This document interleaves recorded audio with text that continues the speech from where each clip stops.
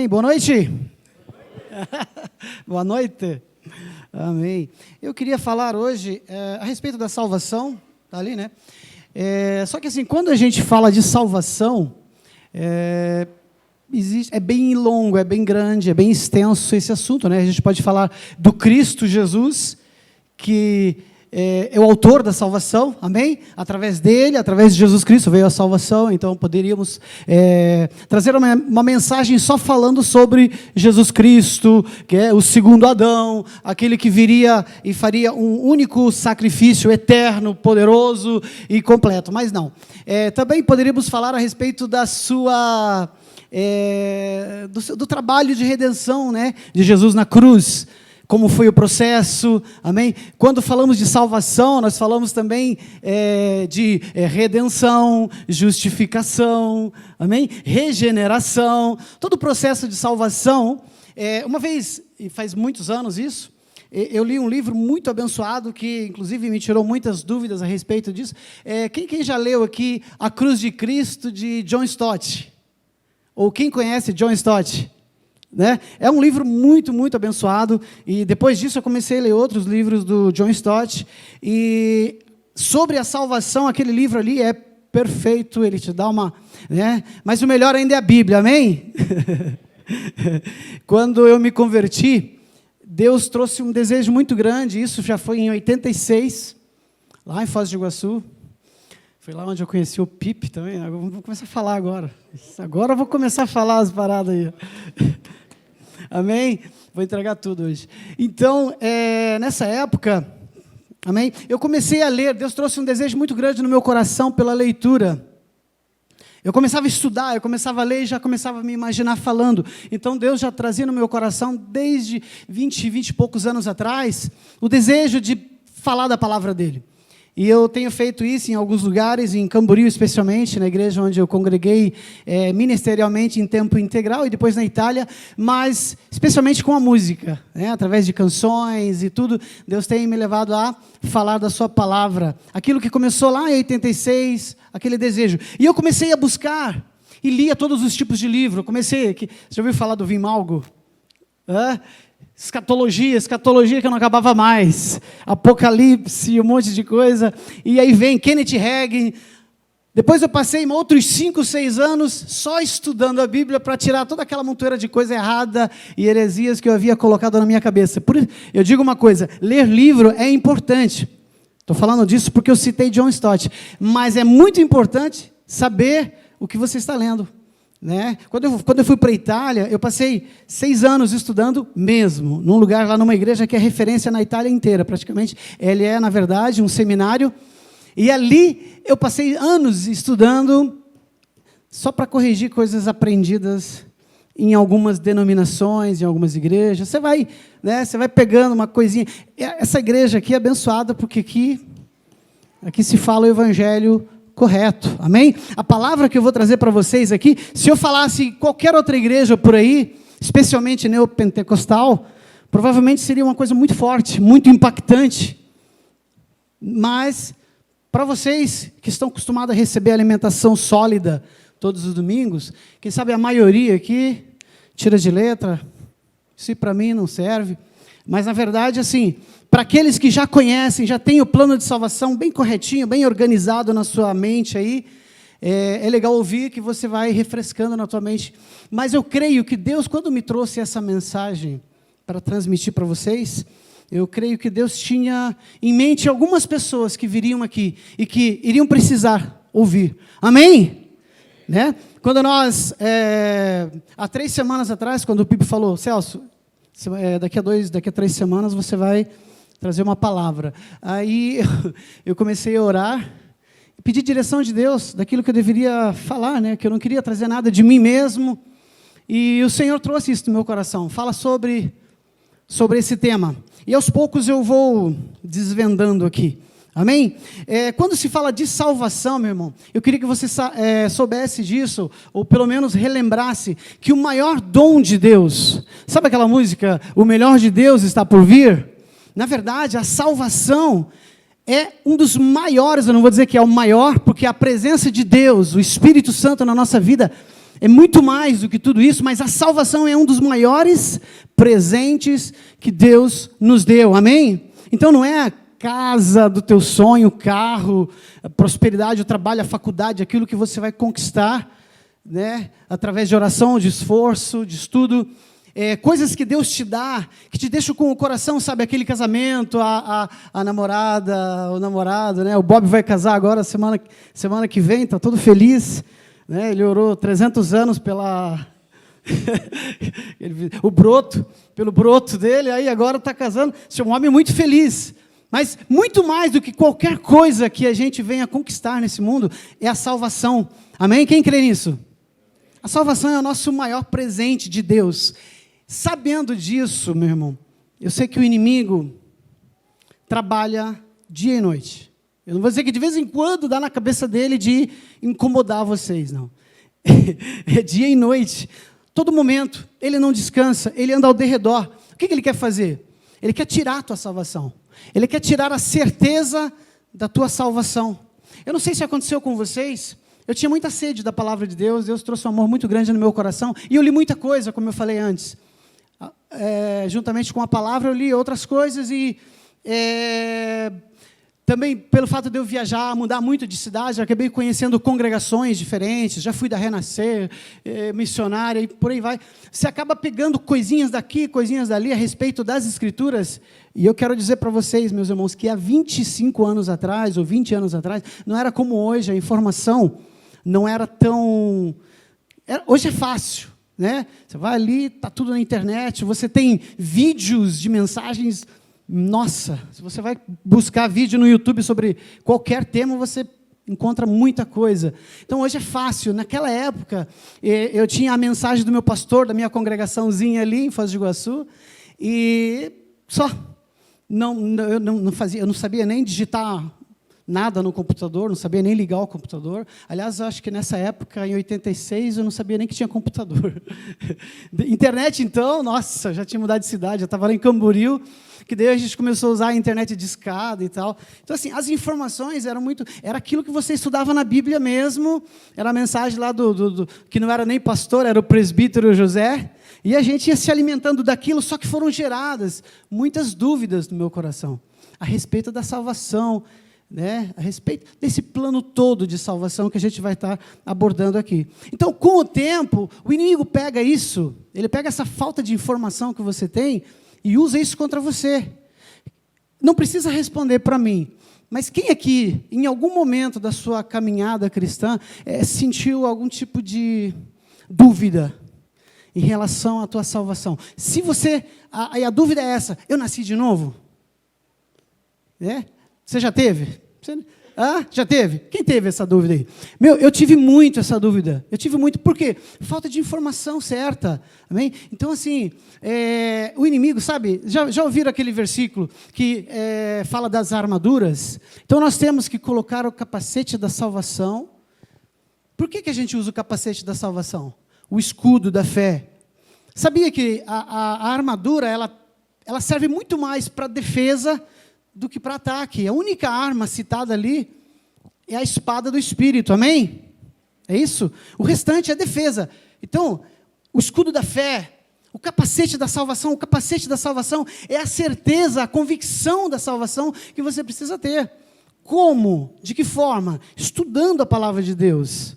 Amém? Então, assim, como é que a gente, muitas vezes, e talvez você vai se sentir aí na pele do que eu vou dizer, por que muitas vezes as pessoas sentem dúvida em relação à salvação? Um dos pontos é o que eu vou citar agora. A pessoa aceita Jesus, ouve aquela palavra maravilhosa, toma uma posição e tal, e começa a seguir a Jesus, e de repente ela começa a tropeçar naquilo que Romanos, por exemplo, Romanos 11, diz que nós fomos libertos do pecado.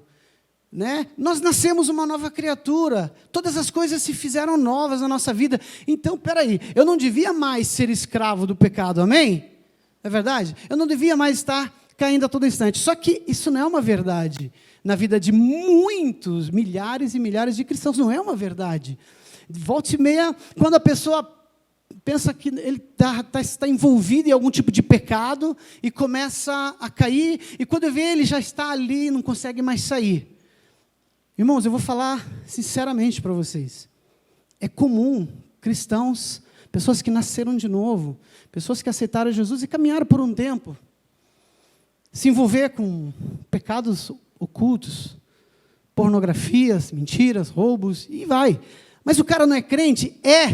Aceitou Jesus, ouviu a palavra, caminhou com Deus.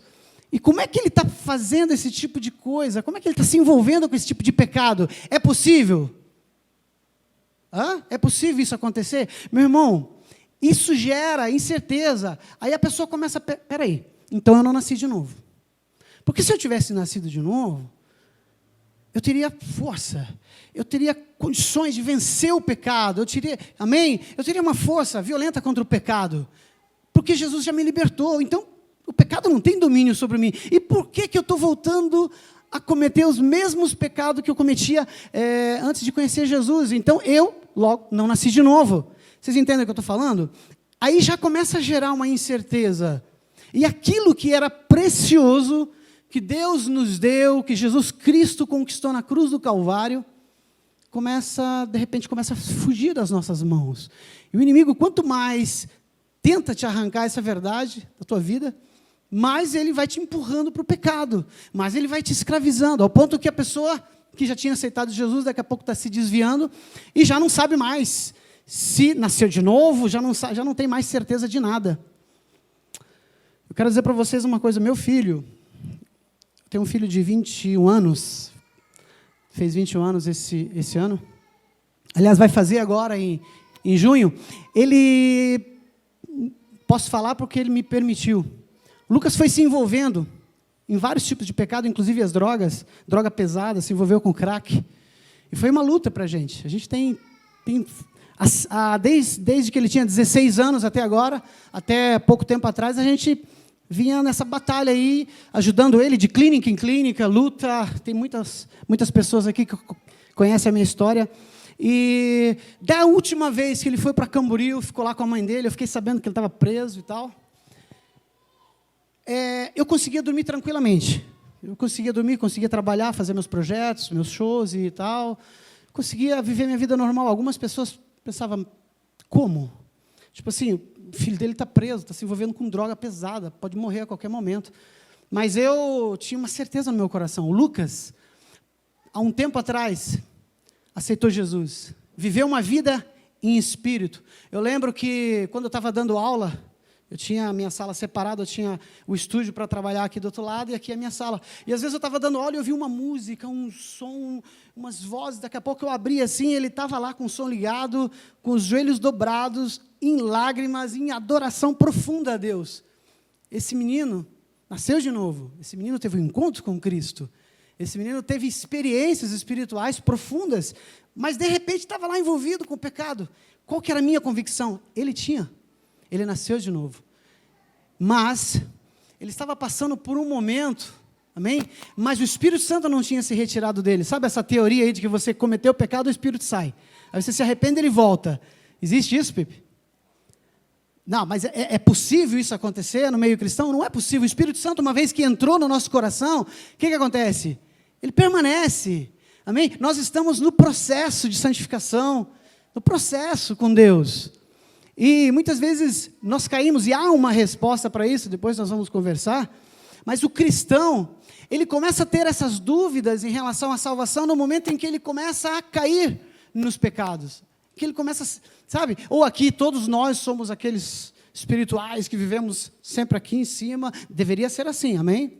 Deveria, não estou dizendo que a gente tem que ficar nessa coisa. Até eu queria citar, quando eu fui para a Itália, eu tive experiência de congregar e viver assim, inclusive os meninos da minha banda lá e tal, de ver assim um caráter, um italiano quando se converte tem um caráter muito equilibrado. Dificilmente você vai ver ele assim, como montanha-russa. Geralmente ele está ali, ele sabe o que é, ele entende. E é um povo muito inteligente, um povo pensador, um povo que busca muito. Não quero falar da congregação Gólgota, que aqui a galera é top. Mas o Brasil, de forma geral, assim, é um país que não gosta muito de pensar, não é verdade? É uma galera que não gosta muito de pensar, gosta de pegar a coisa pronta.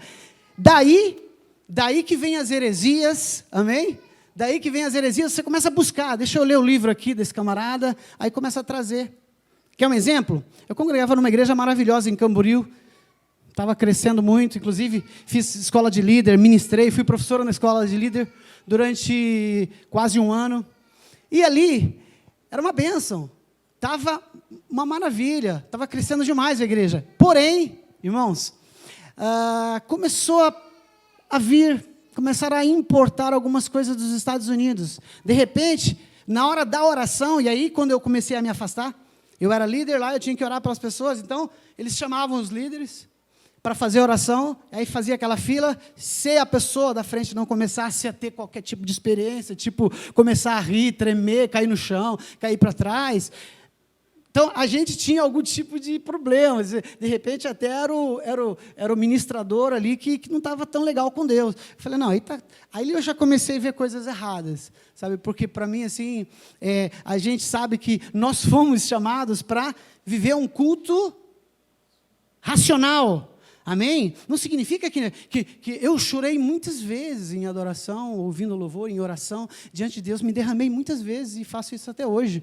Mas o Senhor está buscando aquele que eu adoro em espírito e em verdade, e que eu faça um culto racional, né? Então, assim, e muitas vezes nós vemos por aí esse tipo de coisa, emocionalismo e tal, e aí a igreja foi se perdendo, infelizmente a igreja foi se perdendo, e vieram outras heresias, depois, a gente não vai entrar a fundo aqui, mas o tal do G12, que veio no Brasil e deu uma bagunçada geral com a igreja, infelizmente. Tem coisa boa lá. Eu sou PhD em G12, em encontro. Fiz encontro reencontro, encontro de raízes, escola de líder, e aí vai. Eu fui longe. Vi que 90% das coisas ensinadas ali são legais. O restante complica um pouco. Amém? Vamos para o tema, então. Mateus 22, 29, vai dizer o seguinte, se quiser pode ler. Errais, não compreendendo as Escrituras e nem o poder de Deus. Então, o nosso problema começa em falta de conhecimento. É isso aí. E assim começam a vir os problemas da nossa vida. João 8,32 vai dizer, e conhecereis a verdade, e a verdade vos libertará. Amém? Glória a Deus. Então, a única forma de nós nos precavermos em relação a tudo isso, estarmos protegidos com o capacete da salvação, é nutrir-se da verdade, revestir-se da palavra de Deus, do estudo da palavra de Deus em relação... E hoje eu estou falando de salvação, amém? Glória a Deus que antes, a última música aqui, também falou de salvação, falou ali da obra de Jesus Cristo na cruz. Que maravilha, né? Então, já foi uma introdução para a nossa mensagem. E agora vamos então para o tema principal, Romanos 1,16. Eu queria ler com vocês. Eu amo esse versículo, para mim é o que me motivou a trazer essa palavra hoje, porque não me envergonho do Evangelho, que é o poder de Deus para a salvação de todo aquele que crê. Porque não me envergonho do Evangelho, só o Evangelho, meu irmão, é o poder de Deus para a salvação de todo aquele que crê. Amém? Então, o Evangelho é poder de Deus. E é isso que nós temos que pregar. E é isso que cada cristão, ou que cada homem, cada pessoa, precisa ouvir. O ponto inicial da salvação começa com o Evangelho. Amém? E como é que funciona essa questão? E eu queria fazer isso com vocês. São coisas bem conhecidas da igreja, só que eu quero dar uma passadinha bem organizada por cada passo desse, para a gente juntar. De repente, é como se fosse um quebra-cabeça, a gente conhece um monte de versículos espalhados, vamos tentar juntar agora dentro de um único assunto. Amém? Então, o Evangelho, que é o poder de Deus para a salvação de todo aquele que nele crê, precisa chegar de alguma forma até as vidas, até as pessoas. Né? Quem aqui já ouviu o Evangelho? Quem aqui chegou pela primeira vez hoje aqui? Chegou pela primeira vez e nunca tinha ouvido? Então você vai ouvir hoje. Não precisa levantar a mão quando eu falo assim, tá? Isso aí é uma pergunta retórica. Fica para você. Amém? Vamos lá. Então aqui, Romanos 10, 14, não precisa ler, tá? Eu vou ler para vocês. Como, pois, invocarão aquele em quem não creram? Como crerão naquele de quem não ouviram falar? E como ouvirão se não há quem pregue? Amém? Como é possível alguém crer no Evangelho? Invocar a Jesus Cristo, invocar a Deus, se nem mesmo ouviu o Evangelho da salvação. Então, tudo começa na pregação do Evangelho. Amém? Como, pois, invocarão aquele em quem não creram? E como crerão naquele em quem não ouviram falar? Amém? A salvação, ela vem através da fé. Amém? Quem crê nisso? A fé. Então, sem fé, não adianta a gente ouvir. Eu sei que, na verdade, é quase impossível você ouvir a palavra de Deus, o Evangelho, né, e não ser gerado fé no teu coração. Essa é uma coisa que já está ali descontada, né? O fato de você ouvir e, se nós ouvirmos com o nosso coração aberto a palavra de Deus, vai gerando fé no nosso coração, né? A fé, Romanos 10, 17, a fé vem pelo ouvir e o ouvir da palavra de Deus.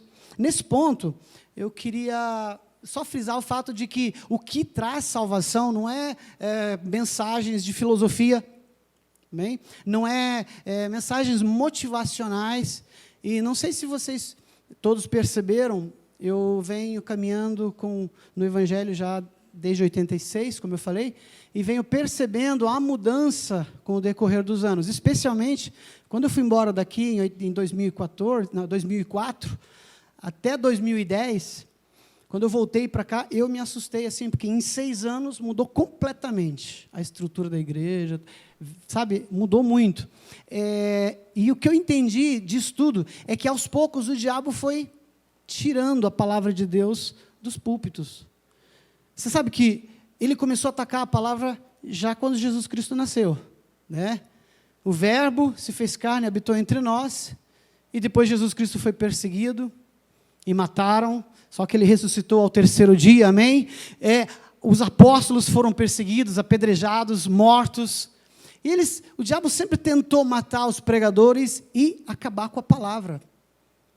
Sabe, no século XIV, João Hus, Jerônimo de Praga, começaram a pregar esse evangelho, começaram a traduzir o evangelho para a língua onde as pessoas podiam ouvir e entender, e ali começou o ataque contra a vida deles. Os dois, tanto um quanto o outro, foram queimados na praça, pendurados ali no palanque, e John Wycliffe, se não me engano, um outro evangelista, já um pouquinho mais depois, acho que século XV, ele traduziu a palavra para o inglês.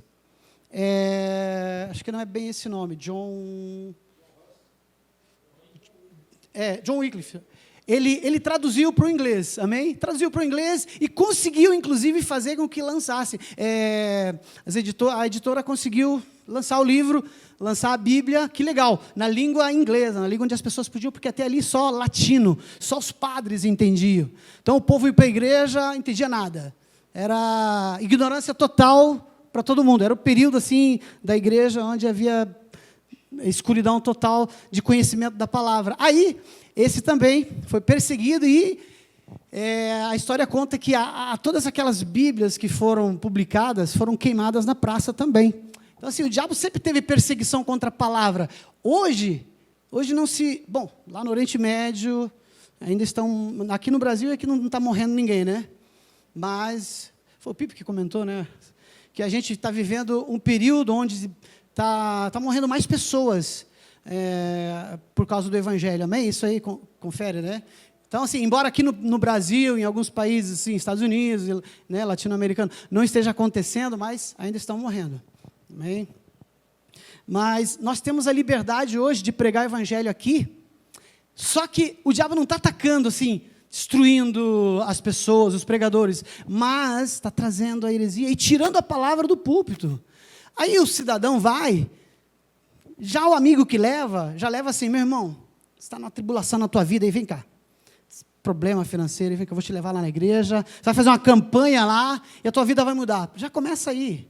Propaganda enganosa, está levando o cara para conquistar alguma coisa, para receber alguma coisa de Deus e tal, e a pessoa vai, fica ali, e daqui a pouco a pessoa se decepciona, porque não é que Deus assim tem um compromisso de fazer exatamente aquilo que os pastores estão prometendo, né? Então a pessoa sai, um amigo meu, um pastor, disse, isso aí se chama vacinar. Eles estão vacinando pessoas. Então o cara vai lá e é vacinado com o evangelho errado, né? E ele sai dali, depois se desvia, provavelmente para nunca mais voltar, porque ele se decepciona com o evangelho. Então esse aí é plano do inimigo, nós sabemos, amém? Então assim, a ignorância e a falta do evangelho verdadeiro é que está gerando essa situação toda aí fora. A igreja nunca foi tão minada quanto hoje. Antigamente, há 20 anos atrás, um cristão era um cristão. Tinha palavra, você podia negociar com ele. Hoje não. Hoje, falou em crente aí, a galera do mundo cai fora, porque está tendo mais problema no meio dos cristãos, no sentido de falta de caráter, falta de palavra, amém?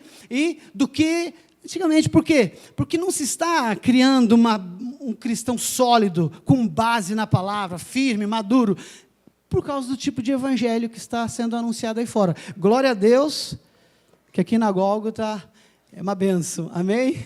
E não só aqui, né? Nós temos algumas igrejas que é referência. Eu tenho uma célula que eu comecei agora em Camboriú, e algumas pessoas estão me perguntando, tá, mas por que Camboriú?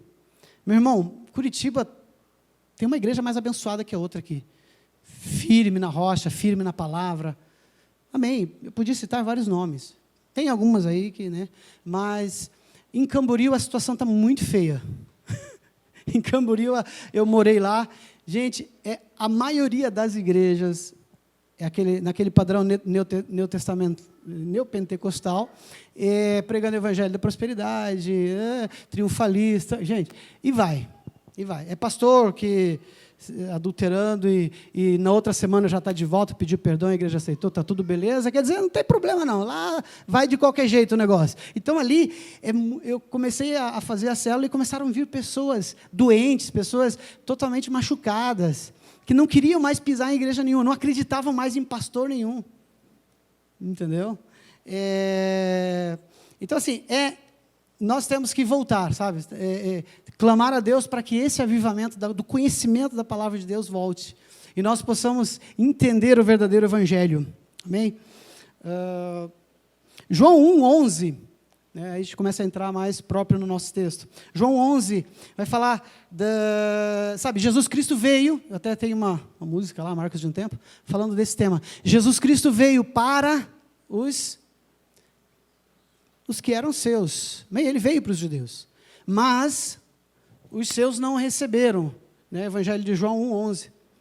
Os seus não o receberam, mas deu-lhes o poder de serem feitos filhos de Deus a todos aqueles que o receberem e crerem. Amém? Deixa eu ler o versículo aqui. Mas a todos quantos o receberam, aos que creram, no seu nome, deu-lhes o poder de serem filhos de Deus, de se tornarem filhos de Deus. Eu sei que a maioria aqui já sabe disso. Mas eu sei também que tem muita gente que pensa que não é bem assim.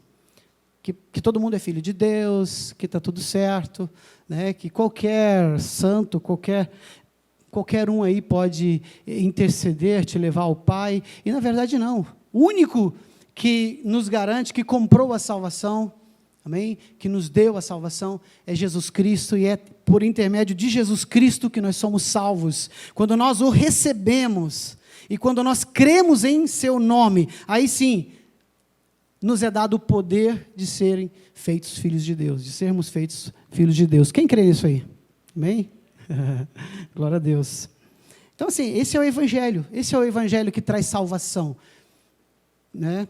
Que vem através do sacrifício de Jesus Cristo. Em João 3,5, em verdade te digo que se alguém não nascer da água e do Espírito, não pode entrar no reino dos céus. Onde é que eu quero chegar com esses versículos que eu estou citando? É que assim, que a experiência da salvação pode ser interpretada, e eu garanto a vocês que em alguns lugares por aí é interpretado de uma forma um pouco diferente que aquilo que a Bíblia nos ensina. Algumas pessoas entendem que a salvação funciona assim: você dobra os seus joelhos e começa a orar. E ora, madrugada inteira, não sentiu nada, Então, continua orando. Ora no outro dia, ora esse mês inteiro. Em algum momento, você vai sentir uma experiência, assim, tipo umas eletricidades. Como aconteceu com o Benny Hinn, né? Catherine Kuhlman. Essas experiências, assim, que você perde o sentido completamente, você vai em outra atmosfera e começa a ter experiência, sabe? Sobrenatural. Isso aí, ok. A partir daí, então, você coloca ali, hoje eu nasci de novo. Um novo nascimento que te trouxe uma experiência muito forte. Antigamente, quando se perguntava, meu irmão, você lembra quando você nasceu de novo? Aí, aquela pessoa que ouvia essa pergunta ficava meio assim, mas sei lá, né? Quando foi? Nem ela sabe quando nasceu de novo. Aí a pessoa diz, eu nasci de novo um dia, e aí conta a experiência dele, naquela noite e tal, sabe? Naquela noite, e aí começa a contar a experiência do novo nascimento dele. Meu irmão, eu queria dizer para você que o novo nascimento, ele começa ouvindo, quando você ouve o Evangelho, quando você ouve o Evangelho de Cristo, que é, por si só, poder de Deus para a salvação. Amém? Então, quando nós ouvimos o Evangelho, quando nós cremos, quando nós entendemos que Jesus Cristo veio para os seus, mas se nós o recebermos e cremos nele, no seu nome, nós nos tornamos filhos de Deus, isso começa a bastar já. Daí a gente já começa a entender que não há aquela necessidade de você fazer sacrifícios, sabe, 30 dias de jejum e oração, para você receber, para você nascer de novo. Eu quero dizer para você que o nascimento, o novo nascimento, é uma experiência silenciosa. Alguns podem até me apedrejar aqui agora, dizer que eu estou errado. É uma experiência silenciosa. Eu ouvi o Evangelho, gerou fé no meu coração. Eu comecei a crer. Eu criei em Deus. Eu criei no Evangelho, no Evangelho de restauração que Jesus Cristo fez, aliás, na obra de redenção de Jesus Cristo. Então, eu criei naquele Evangelho. E aí, eu aceitei Jesus. Quer dizer, no sentido de receber a Jesus. Amém? No sentido de receber. Então, eu recebi Jesus Cristo no meu coração. Eu tomei uma posição. E eu confessei Ele como meu Senhor e meu Salvador. Quando eu segui todos esses passos, o que aconteceu comigo? Alguém pode dizer? Eu vou repetir. Eu ouvi o Evangelho, que é o poder de Deus para a salvação. O Espírito gerou fé em mim, trabalhando na minha vida. E eu tive convicção. Amém? Tive convicção de necessidade de me arrepender da minha velha vida e receber Jesus. Acreditei no Evangelho. Acreditei naquilo, no sacrifício que Ele fez por mim na cruz do Calvário, e o recebi. Quando eu faço isso e tomo uma posição e digo, Senhor, eu confesso. Eu confesso Jesus Cristo como meu único e suficiente Salvador. Amém? Quando eu faço isso de coração, o que aconteceu comigo? Alguém arrisca dizer? Eu nasci de novo. Vocês acreditam nisso? Amém? Eu nasci de novo. Não há outro meio. Isso que eu quero dizer. É uma palavra muito simples. Mas você precisa entender o processo. Às vezes essas coisinhas simples assim, a gente acaba meio que se atrapalhando. Tá, mas aí eu volto lá no início. Eu aceitei Jesus, entendi, passei por todas essas fases e depois comecei a ter uma vida em derrota. E aí? Nasci mesmo aquela vez? Nasci? Tem certeza que eu nasci? Se eu continuo tendo uma vida de derrota?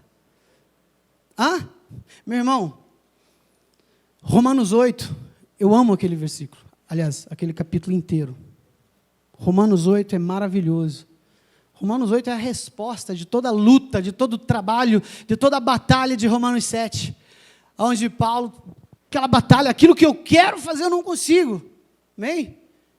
Eu quero, não consigo. Há uma outra lei que batalha dentro de mim para me afastar. Amém? E aquilo que eu não quero fazer, essa naturalmente eu faço. Daí, o que diz lá? Alguém pode abrir Romanos 8:1? E pode ler em voz bem alta para a gente ouvir? Depois dessa batalha toda da carne aí que Paulo tem.